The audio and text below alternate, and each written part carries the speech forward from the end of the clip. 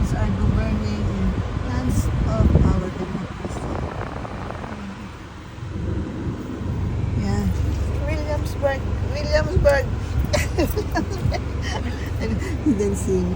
Ayan po mga anti-Trump. Hands of democracy. Ayan. Do justice, love kindness, seek peace, love one another. Ayun nakasulat. Trump tariffs tax the poor. Ayun.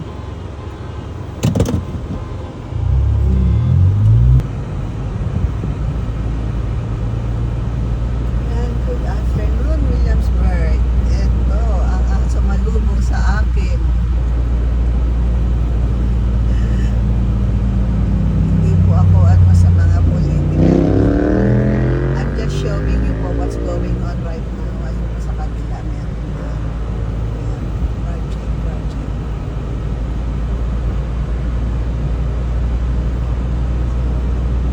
Masyado mabilis yung under namin, so hindi ko nabasa yung mga ano nila.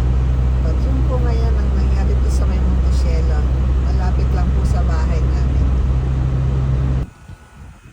Good afternoon, Williamsburg. So, we're back to reality. I'm back to Williamsburg now. So, ayun. Pagkagising kanina, tanghali na ako bumangon. So, yun, nag-laundry ko. Welcome back ang laundry.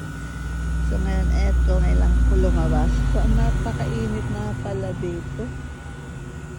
Parang weather na din doon sa sa Bahamas, mainit. At ang aking halaman, bakit may puti-puti? Ano kaya yung puti-puti na yan?